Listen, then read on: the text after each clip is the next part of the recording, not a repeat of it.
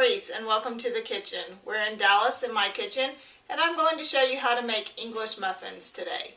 They're economical, they're easy to freeze. There are quite a few steps, but they're pretty easy. So let's get started. The ingredients you'll need some saran wrap. Not really an ingredient, but you will need some saran wrap. You'll need some butter, some yeast. I buy it in bulk. You can just buy the little packets if you want.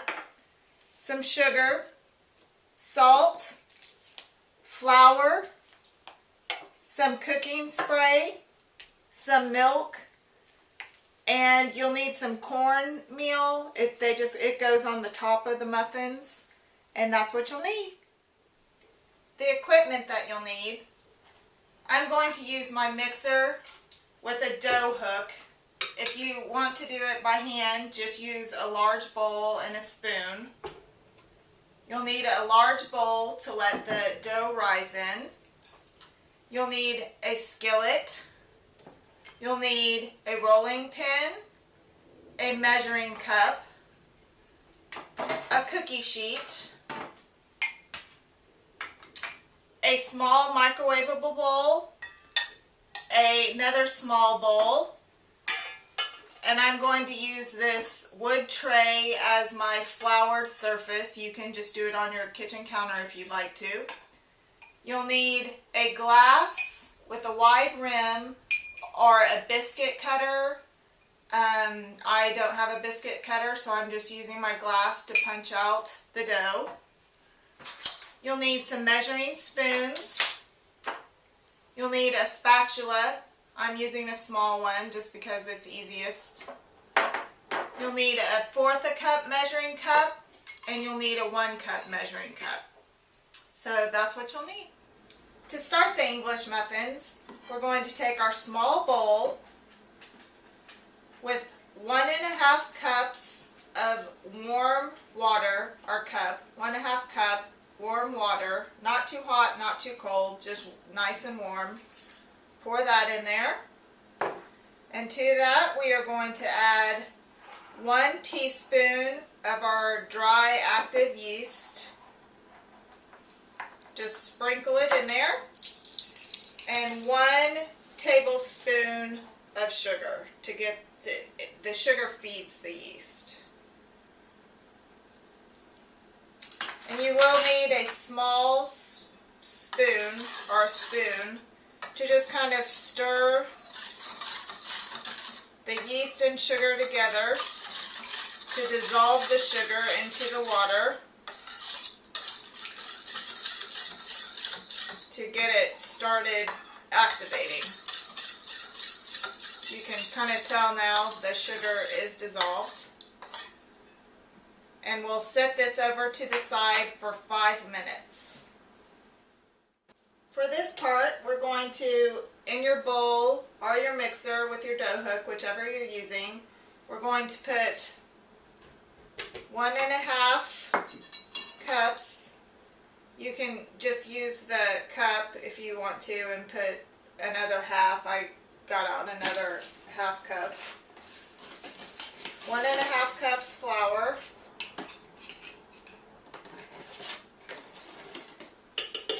There's a total of about 3 cups. And you will add 3/4 teaspoons of salt.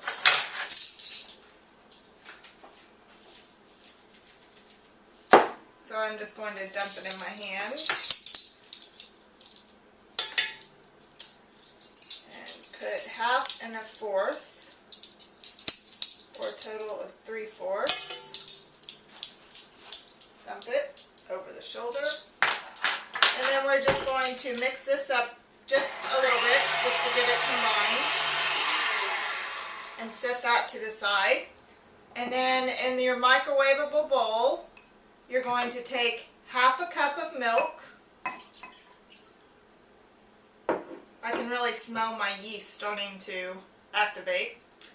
So you take 1/2 cup of milk and 2 tablespoons of butter, and you're going to microwave it for about 30 seconds and check on it, and then in about another 30 seconds you want it nice and warm.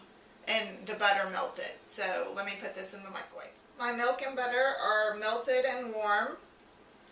So now I'm going to turn my mixer on low with the dough hook and just slowly add and spill everywhere. And kind of mix that all up.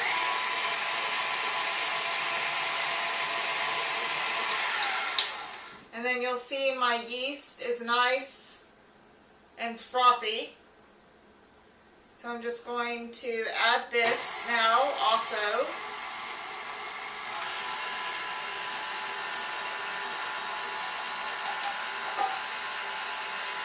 And I'm now going to beat this until it looks like it's pastry. It's all combined. So you can see it's nice and combined, very sticky. So now I'm going to take another 1.5 cups of flour, adding slowly about 1/4 of a cup at a time.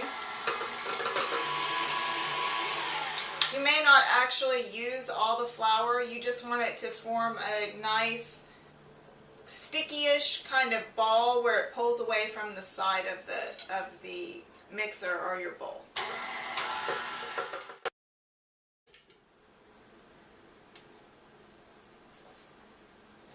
Okay, I added about 3/4 cups of flour. I didn't add the whole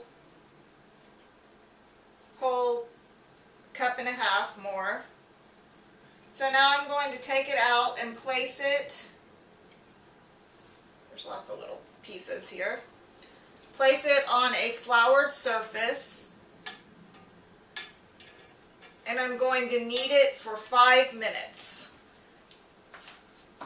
You don't want your board too floured. I have little reserve wells over here. So just knead it for 5 minutes. Give you a good arm workout. I've kneaded my dough for 5 minutes now. So now I'm going to shape it into a ball. Doesn't have to be all that pretty, just ball shaped. I'm going to take my large bowl and just spray it with a little bit of oil so it doesn't stick. I'm going to place my ball in there. Make sure you spray the sides. And then I'm going to take a piece of saran wrap to put on the top, and just to be on the safe side, spray that so your ball won't stick. And cover it to keep in the warmness, and set it aside for 45 minutes to an hour or until it doubles in size. Keep your floured surface, don't wash it off yet because you will be kneading it again. I've let my dough rise for an hour. It has doubled in size. I checked it after 45 minutes and it wasn't quite doubled. So it's doubled. So now I'm just going to take my fist and punch it down. You'll hear the air escape. And then I'm just going to form it back into a ball.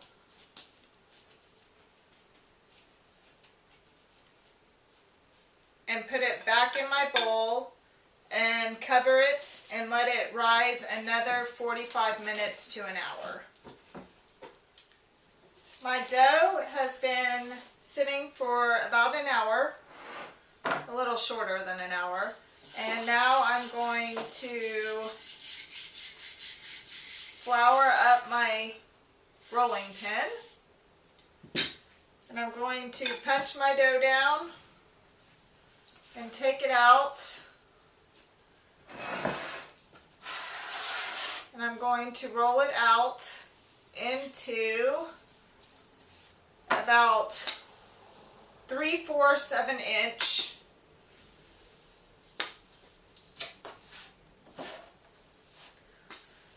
So just roll it out. My work surface isn't real big, but it's easy clean up. So just put some muscle in there, roll it out.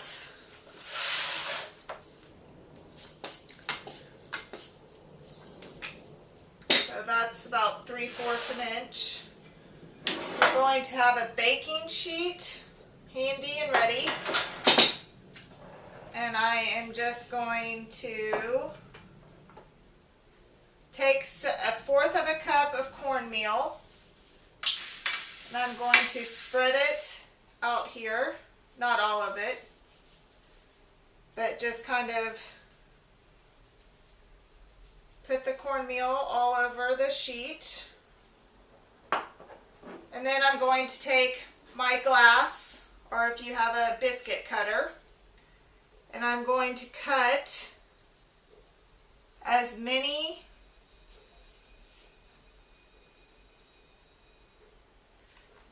as I can out of here. And I'm going to take them and place them on the baking sheet and give it a little bit of space in between because they will rise. So once you cut as many as you can, just gather up your dough, re-roll it out, and cut more of your English muffins out and place them on a cookie sheet. And then we're going to set them over to the side and let them rise for 45 minutes. Okay, my English muffins have now risen for about 55 minutes. They're about double what they were. So now I've got my skillet here. I've put it on over a medium-low heat. You just want it to get warm here. And I'm going to take my spray and just lightly spray it so they don't stick. And I'm also going to take and sprinkle a little cornmeal on the top. When you buy them in the store, they always have a little cornmeal on them. So you just sprinkle that on the top, kind of brush them around. We're going to take our spatula and we're going to lay as many as you can get, not touching, in your pan over your medium-low heat. And my batch made about 14.5 of these. So I've got 5 in my skillet, and you're going to cook them over your low-medium heat for about 7 minutes aside. You don't want to burn them, so make sure that you watch it, but try 7 minutes aside. Okay, my first side has been cooking for about 7 minutes. So you can see it's nice and brown. So I'll just flip it and cook it on the other side for 7 more minutes. And then check to make sure they feel finished, cooked all the way through. Don't smush them down either. My first 2 are ready to go. They're still hot. I've taken them out and put them on a wire cooling rack. You can put them on a plate, whatever you like to. So when you've let them cool just a little bit, you can cut them open. Yum. And put a little butter or honey or however you like your English muffin. So enjoy.